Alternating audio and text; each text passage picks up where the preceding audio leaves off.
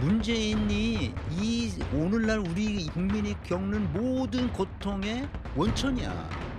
문재인 같은 인간들이야. 뭐야? 무능한 인간들이라는 거지.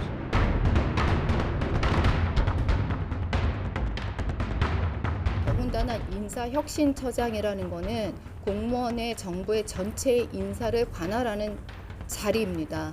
결국 인사 만사가 아니라 인사 참사가 될 거라고 생각합니다. 철회하시기 바랍니다.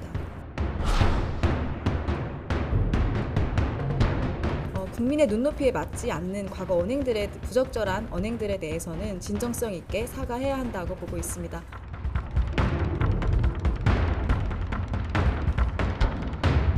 제가 아직 확인을 잘 못한 바도 있지만 아직 특별한 답은 없습니다.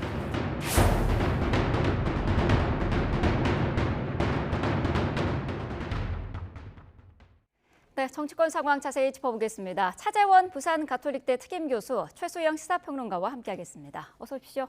안녕하세요. 네, 자 최동석 인사혁신처장 이야기 먼저 해보도록 하겠습니다. 논란이 되는 과거 발언들이 계속해서 지금 등장을 하고 있는데 여당 내에서도 새로운 것들이 더 나올까 우려하는 그런 목소리도 있는 것 같아요. 지금까지 논란 어떻게 보고 계시나요? 일단 뭐 지금 여당 측에서 봤을 때는 소위 말하는 까도라는 이야기가 나올 정도로 뭐 하고 나면 새로운 이야기들이 계속적으로 쏟아지고 있기 때문에 네. 상당히 난감할 수밖에 없다는 생각이 듭니다.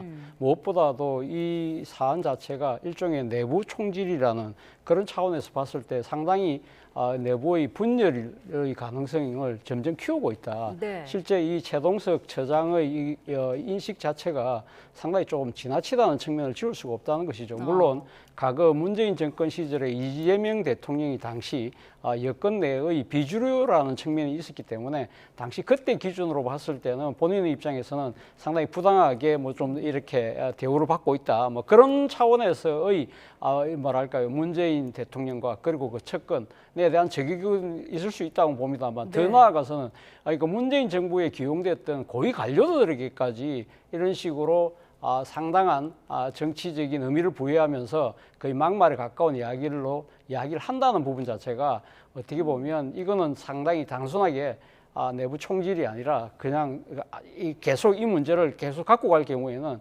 상당히 이 폭발력이 있는 내부 분열의 씨앗이 될 수 있다는 그런 측면이라는 것이죠. 그런데 문제는 이 문제에 대해서 비판적인 시각을 갖고 있는 분들도 솔직히 이 문제를 공개적으로 거론하기가 쉽지 않은 것이 대통령의 이 사건에 대한 또 뭐랄까요, 일종의 이 항명 내지는 저항 이런 것처럼 해서 더 큰 또 내부 분열이 있을 수 있다. 그런 측면에서 봤을 때는 이 부글부글하지만 소가리를 하면서도 일단 공은 대통령실에 있다는 그런 생각에서 조금 상황을 지켜보는 과정인 것 같습니다. 그래서 그럴까요? 어제 그 백승하 원내대변인도 대통령실이 여론을 수렴을 해서 판단할 것이다라고 했다가 대통령의 임명권을 존중하겠다로 말이 바뀌었어요. 여당의 원내대변인이 발언이 어떻게 개인 의견일 수 있습니까? 그러니까 그걸 공식 브리핑해놓고 이게 조금 너무 나갔다 싶으니까 이제 바로 철회를 한 건데 그 말이 우습잖아요. 여당의 원내대변인이 브리핑한 것을 어떻게 개인 의견으로 그냥 얘기하고 그다음에 대통령실은 답이 없다고 또 화답을 하는데 저는 이 문제가 시간이 가면 갈수록 더 부담이 되고 더 폭발력이 큰 사안으로 아마 돌아올 수 있다고 생각합니다. 노무현 대통령의 어록에 따르면 깊이 묻은 다이너마이트가 더 폭발력이 큰 법이거든요. 그리고 초기에 정리해줘. 왜냐하면 지금은 디지털 아카이브의 시대라 저분이 말하고 쓴 모든 것들이 지금 다 저장이 돼 있습니다. 네. 언제 어떤 게 또 나올지 모릅니다. 제가 보기에 지금까지 나온 건 아마 빙산의 일각일 가능성이 매우 높은데 지금 저분은 단 하나만 봐도 부적격자예요. 왜냐하면 지금 우리나라 75만 명의 그러니까 공무원들의 채용, 승진, 그다음에 상벌, 교육을 모두 책임지는 그 수장이란 말이죠. 그런데 저분이 그렇다면 3대 조건이 있어야 돼요. 그러면 그 혁신처장은 공정한가? 객관적인가? 중립적인가? 정치적으로 중립적이지도 않고 성인지 감수성 같은 발언 봤을 때는 전혀 공정하고도 객관적이지도 않고요. 저렇게 삐뚤어진 일종의 가치관을 봤을 때는 그리고 또 하나 이재명 대통령에 대한 과도한 충성심을 봤을 때 이 인사가 어디로 갈지 저는 예측하기 어렵다는 말씀 드리고요. 그리고 또 하나 여기서 하나 분명 짚고 넘어갈 것은 자꾸 이재명 정부는 우리는 인수위가 없이 오다 보니까 이렇게 좀 인사에 여러 가지 좀 허점이 있다고 얘기를 하는데 100번 양보해서 초반에 그럴 수 있다고 쳐요. 지금 2달이 돼가는 시점입니다. 그런데 인사혁신처장은 벌써 한 달이 넘은 시점에 임명을 했어요. 그런데 최근에 5월 달에 있었던 그 문제의 유튜브 영상까지 걸러내지 못했습니다. 두 달 전 영상이에요. 그런데 이것조차 검증하지 않은 그 인사가 검증입니까? 근데 그게 바로 인사의 담당자를 시켰단 말이에요. 저 인사수석도 없어요. 지금 저 이재명 정부에는. 네. 이런 여러 가지 사안들을 놓고 봤을 때 이런 부분들을 과연 언제까지 끌고 갈 것인가? 저는 조기 결단이 답이라고 봅니다. 어떻습니까? 현 정부의 어떤 정체성이랄까요? 그런 거를 부정할 만한 수준은 아니라는 판단이 있는 건지 왜 이 대통령실에서는 여기 대해서 지금 아무런 대책을 내놓지 않고 있는 걸까요? 대통령실도 대략 난감 아닐까요? 그러니까 대통령이 최동석 처장을 기용을 할 때는 네. 나름대로 인사 전문가라는 그런 능력을 보고 사실은 그러니까 이 발탁한 측면이 분명히 있는데 이 과거의 발언들에 대해서 상당히 검증이 좀 소홀했던 것이 아닐까라는 생각이 듭니다. 네. 이분 같은 경우는 장관급의 국무위원이 아니잖아요. 그렇기 때문에 국회에서 인사청문을 거쳐야 되는 단계가 아니기 때문에 아마 나름대로 상대적으로는 검증이 소홀했을 가능성이 상당히 높다고 봐요. 그런데 문제는 이런 상황에서 그럼 대통령이 인사를 철회하는 것 자체가 또 다른 또 뭐랄까요 대통령의 건의나 뭐 이런 부분들에 대해서 상당히 좀 뭐 소위 훼손이 되고 뭐 그런 부분들에 대한 정치적인 후폭풍 뭐 이런 부분들을 고려한 측면이 분명히 있는 것 같아요. 그럼에도 불구하고 저는 대통령께서 조만간 결단을 해야 되지 않을까라는 생각이 듭니다. 네. 첫 번째는요 무엇보다도 이분의 모든 은행은요. 쉽게 말하면 이재명 천동설에 따른 거예요.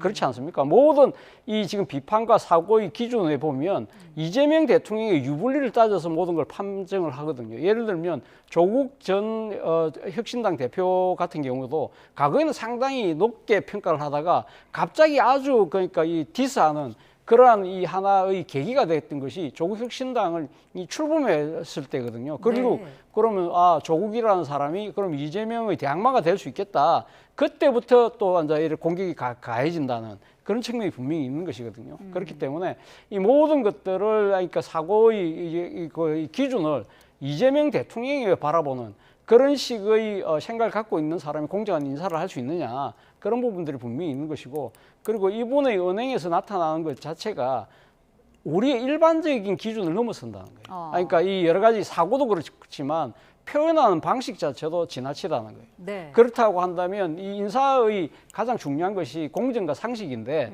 이러한 부분들이 과연 될 수 있느냐 이런 의구심이 계속적으로 커질 수밖에 없다는 것이고 네. 앞서도 이야기했던 대로 이분을 계속적으로 그러니까 이 함께 갈 경우에는 상당히 큰 폭발력을 이게 있는 일종의 뭐랄까요 지뢰를 계속적으로 안고 가는 듯한 그런 모양새가 된다는 거예요. 그렇다고 네. 한다면 대통령께서 이 사안을 좀 더 유념을 해서 뭔가 이 결단을 하려고 하면 좀 더 빨리 할 필요가 있다는 생각이 듭니다. 논란이 이렇게 자꾸 커지기 때문에 대통령실에서도 마냥 덮어두고 갈 수만은 없는 상황일 것 같은데 어떻습니까? 최동석 차장이 사과의 뜻을 밝힌다거나 이럴 가능성은 없을까요? 뭐 사과를 한다고 쳐요. 사과한다고 쳐도 계속 나오는 꼬리를 물고 나오는 과거 발언들을 그럼 건건히 사과할 겁니까? 저는 그러니까 논란이 될 때마다 또 사과하고 또 논란이 되는 발언 나오면 또 사과하고 제가 보기에 지금 저분이 2, 3년간의 행적을 아마 야당이 아마 추적해서 만일 저 자리가 차관급 자리가 아니라 청문 자리였다고 해서 야당이 추적할 경우에는 제가 보기에 어마어마한 2박 3일 정도의 청문회 분량이 아마 나왔을 겁니다. 근데 지금 일각이 나올 거예요. 근데 말씀드렸다시피 지금 저분이 썼던 글과 이제 앞으로 했던 말하자면 이제 했던 말들은 전부 다 디지털 세상에 저장이 돼 있어요. 언제 어떤 게 나올지 몰라요. 그래서 저는 이런 생각입니다. 그러니까 기본적으로 저분이 공직기관과 공직 사회의 모든 것을 장악하는 분이잖아요. 그런데 심지어 감사원이 감사를 해서 처분 통보도 인사혁신처에 합니다. 그러면 공무원들이 공직기관이 쓰겠냐고요. 저분이 또 승진, 채용, 상벌 교육을 할 때 혹시 내가 이재명 정부에 조금 적극적이지 않아서 대통령의 철학에 동의하지 않아서라고 말하자면은 공무원들이 생각할 경우에 이 나라 75만 명에 이끄는 그 집단을 이끄는 수장에 영이 서겠습니까? 그러니까 저는 그렇기 때문에 차라리 저분을 그냥 뭐 대통령의 참모, 보이지 않는 참모로 대통령실에 쓴다 그러면 저는 문제 삼지 않겠어요. 그러나 저 자리는 차관급 자리이지만 대단히 중요한 자리입니다. 네. 말 그대로 저건 단순히 인사에 대한 전문성을 가진 게 아니라 대한민국에 대한 공직사회 상징성이 있는 분이기 때문에 그래서 저는 부적격자라는 거예요. 그리고 성인지 감수성 같은 것도 매우 삐뚤어져 있어요. 어떻게 박원순 전 시장에 대한 사건을 가지고 기획된 사건이라고 하고 피해자를 가해자로 둔갑시킵니까? 아니 저렇게 부적절한 인식을 가진 분을 공무원의 수장이 자리에 앉혀요. 그래서 저는 그런 측면을 감안하면 대통령실이 더 이상 이 문제를 고집할 게 아니다. 저는 오히려 잘못된 것은 잘못됐다고 빠르게 시인하는 게 그게 실용 정부의 장점이라고 봐요. 실용이 뭡니까? 빠르게 이동하는 기마병처럼 사안별로 이슈별로 대응하는 것 아닙니까? 근데 왜 이런 인사 문제에 대해서는 이렇게 더딥니까? 인사혁신처장이라는 자리의 무게감을 좀 더 고려를 해봐야 될 것 같습니다. 다음 주제로 넘어가 보죠. 정치권에 지금 조국 사면론이 다시 등장하고 있습니다. 우원식 국회의장이 직접 교도소까지 이제 찾아가서 면회를 한 사실도 알려졌는데 이거 자체가 상당히 이례적인 일이지 않습니까? 그렇죠. 뭐 사실 뭐 우리나라가 민주화 이후에 이제 국가의전서열 2인 국회의장이 교도소를 찾아가서 수용자를 만난다. 이 이야기는 뭐 저는 들어본 적이 없습니다. 네. 그만큼 상당히 이례적인 행보이긴 한데요. 물론 뭐 국회의장 측에서는 이런 이야기를 합니다. 과거 당에서 같은 당에서 혁신위원을 했다, 또 후원회장을 했다. 그 인간적인 정리 때문에 갔다고 하지만 여러 가지 이 정황상으로 봤을 때는 저는 뭐 사면 이야기가 오갔을 가능성이 높다. 왜냐하면 7월 17일 날 재헌절 날 대통령 관저에서 대통령과 식사를 하고 난 뒤에 며칠 뒤에 지금 찾아갔다는 거예요. 그리고 네. 또 지금 8월 15일 강복절이 지금 다가오고 있지 않습니까? 그리고 이 사실 이번 강복절은 뭐 이재명 정부의 첫 출범에 맞는 강복절이기도 하지만 또 강복 제80주년이에요. 네. 그렇다고 한다면 소위 말하는 정주년이기 때문에 이재명 대통령 입장에서는 대규모 특사를 통해서 국민 통합, 화합 뭐 이런 부분들을 강조할 가능성이 상당히 높은데 거기에 만약에 조국 전 대표가 빠진다고 한다면 말 그대로 앙코 없는 찐빵, 파수 없는 찐빵처럼 될 가능성이 높기 때문에 저는 이야기했을 가능성이 높다고 보고 네. 무엇보다도 지금 여권 일각에서 나오는 검찰, 정치 검찰의 그 피해자들에 대한 구제론 이런 차원에서도 조국 전 대표를 사면할 필요가 있다는 논리가 상당히 힘을 받고 있다는 것이죠. 물론 네. 뭐 형기의 뭐 4분의 1 정도밖에 안 채웠기 때문에 그런 식으로 반대의 목소리도 있긴 합니다만 사실 어떻게 보면 이 조국 가정 자체가 완전히 멸문지하의 수준까지 당했다. 그럴 정도면 그 대가를 치를 만큼 치렀다는 동정론도 있고요. 여기다가 가장 중요한 부분은 조국 혁신당에 대한 포용 의 차원에서 이야기가 되지 않을까라는 생각이 듭니다. 사실 우리가 방금 이야기했던 최동석 처장 같은 경우도 네. 사실 주요 저격 대상자 중에 한 명이 바로 조국 전 대표였잖아요. 네. 그리고 최근에 오광수 그리고 봉욱 민정수석 임명과 관련해서 조국 혁신당에서 어떻게 검찰 기득권론자들을 기용하느냐 강하게 반발했잖아요. 이런 네. 부분들을 고려했을 때는 사실 조국 전 대표의 사면을 통해서 여권의 화합 뭐 이런 부분도 좀 고려하는 것이 아닐까라는 생각이 듭니다. 네, 사실 이재명 정부 탄생에 있어서 뭐 일정 부분의 부채라고 할까요? 조국 전 대표의 역할도 있었기 때문에 신경은 쓰고 있을 것 같은데 그 시기가 중요하지 않겠습니까? 바로 오는 이 8.15 특사에 포함이 될까요?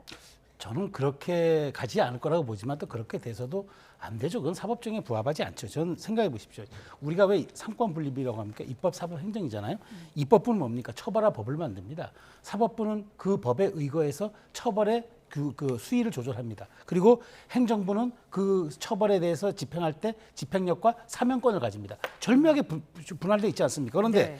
처벌할 법을 만든 입법부의 수장이 사법부가 최종 판단을 내린 지 얼마 안 돼서 교도소를 찾아갑니까? 시그널이 있는 거잖아요. 메시지가 있는 거잖아요. 그렇다면은 여기에 이제 남은 것은 이 형의 행정의 집행력을 가지고 또 사면권을 가진 행정부가 이제 판단하는 그 수순이 남았는데 마치 어떻게 보면 잘 짜여진 지금 어떤 이 시나리오에 따라서 흘러가는 것처럼 보이지 않습니까? 이런 건 부적절하다는 거죠. 더더군다나 형기의 4분의 1도 채우지 않았어요. 네. 그런데 그 입법부의 수장이 개인적인 이유로 간다? 개인적인 자기의 메시지라면 제3자를 통해서도 충분히 전달할 수 있었을 겁니다. 그런데 이렇게 보란 듯이 중인 환시리에 간다는 거는 고란 얘기죠. 그런데 이렇게 될 경우에 저는 대통령의 사면권이라는 게 국민 통합 이런 것들이 아니라 일종의 뭐 검찰을 공격하는 수단으로 또 사면권이 쓰이는 거예요. 이런 것들은 어떻게 우리가 국민 통합의 차원에서 받아들여질 수 있습니까? 그런 측면에서 저는 여권 일각에서 군불은 떼겠지만 쉽지 않을 것이다. 더더군다나 대선 캠페인하면서 뭐 일 찍으면 빨리 돌아올 조국 이런 식의 캠페인을 했는데 마치 여기에 대해서 채무성, 보훈성 이렇게 보답을 하듯이 사명권을 남용한다. 저는 이재명 대통령이 그런 어떤 무리한 판단을 하지 않을 것으로 생각이 되고요. 네. 아마 여권 일각에서는 그런 것들을 끊임없이 문제를 제기하겠지만 저는 쉽지 않은 사안이라고 봅니다. 네, 국민의힘 상황도 짚어보겠습니다. 전당대회를 한 달 정도 앞두고 있는 상황인데 신천지 개입설이 난데없이 등장을 했어요. 홍준표 전 시장이 지난 대선 때 윤석열 전 대통령이 국민의힘 후보로 뽑힌 배경에 이 신천지가 있다라고 주장을 한 건데 교주에게 직접 들었다 이렇게까지 지금 주장을 하고 있어요. 그렇죠. 홍 전 시장의 주장 자체의 진실과 관련해서는 본인이 그러니까 직접 들었다고 하니까 네. 상당한 실체가 있다는 이야기잖아요. 그런데 저는 그 이야기 들으면서 딱 느꼈던 부분은 왜 이 이야기를 진작하지 않았지? 그렇죠. 그 왜 이제 와서 이 이야기를 할까? 이런 생각이 들긴 듭니다만 그럼에도 불구하고 이 사안 자체는 반드시 실체를 규명할 필요가 있다. 물론 이 사안과 관련해서 제 생각에 특검에서 이 부분을 지금 수사 중인 것으로 지금 알려지고 있잖아요. 네. 그렇다고 한다면 이 부분의 실체는 곧 드러날 가능성이 높지만 그에 앞서서 사실 이 가장 이 당사자고 피해자일 수 있는 것이 국민의힘이거든요. 네. 사실 보수의 가치가 뭡니까? 이 일종의 뭐랄까요? 민주주의 원칙을 지키는 것이잖아요. 그것이 아니라 일종의 특정 후보의 유불리를 위해서 특정 종교단체를 집단적으로 동원을 해서 그러니까 이 지금 당심을 왜곡하고 민심을 왜곡했다고 한다면 이거야말로 민주주의의 가장 근간을 흔드는 그런 사안이라고 한다면 이 이야기를 들은 당장 이 지금 국민의힘 지도부에서 이 문제를 규명해야 되겠다고 먼저 치고 나와야 되는데 네. 우리는 지금 마치 강 건너 불구경 하듯이 마치 홍준표 전 시장하고 지금 홍준표 전 시장이 지금 이렇게 타겟으로 삼은 건성동원과 이 지금 싸움을 그냥 불구경 하듯이 보고 있는 듯한 그러니까 처신은 저는 정말 잘못됐다는 생각이 듭니다. 네, 보시는 것처럼 지금 권성동 의원은 즉각 반발하면서 법적 대응까지 예고를 하고 있는데 당내에서도 굉장히 당황스럽다는 반응일 것 같아요. 그렇죠. 지금 그렇지 않아도 전환길 파동에 이어서 네. 윤 어게인 이런 등등 지금 사실 혁신이뿐만 아니라 지금 전당대회까지도 뭔가 이게 지금 국민의힘의 그 미래 방향과는 동떨어져 있다는 지적을 받는 와중에 3년 전에 지금 대선 때까지 지금 이 일이 다시 이제 우리가 나온다는 건 이게 그야말로 설상가상이고 엎친 데 덮쳤다고 보는데 네. 저는 홍준표 전 시장이 이렇게 한풀이하듯이 무슨 쌓였던 창고 대방출을 그냥 한꺼번에 하듯이 이렇게 저주와 증오를 하듯 하는 것은 이건 정치 원로로서 이게 품격인가라는 생각이 들어요.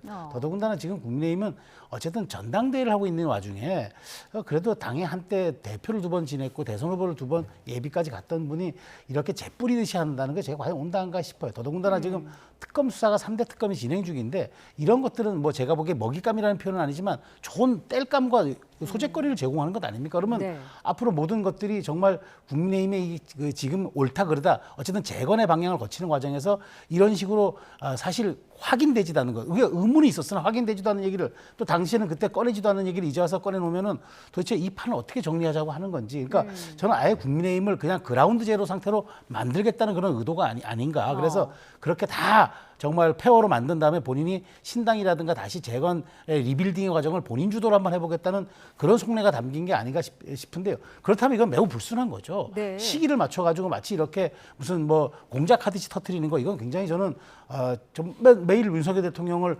정치검찰 출신이라고 비난하는데 그럼 홍준표 전 시장은 그러면 검찰 출신 아닙니까? 이런 식으로 자꾸 이렇게 서로가 재뿌리듯이 하는 것 이거는 저는 좀 지양해야 한다고 보고요. 네. 사실관계가 그렇다면 아주 명징하게 증거관계를 꺼내놓든가 저는 그렇게 하는 게 도리에 맞다고 봅니다. 네, 홍 전 시장은 어떻게 보면은 지금 민주당보다 더 세게 국민의힘을 때리고 있는데 어떤 이유 때문이라고 보세요? 아무래도 본인은 정치를 관뒀다, 당을 탈당했다고는 하지만 그럼에도 불구하고 마지막 한 번의 기회는 더 있다고 아마 나름대로 판단하고 있는 것 같아요. 네. 앞서 말씀하신 것처럼 전당대회 기간 중에 자신이 몸담았던 친정에 이런 식으로 할 수 있느냐 그런 비판도 있을 수 있지만 본인의 입장에서는 자기가 생각했을 때는 그러니까 윤석열 후보와의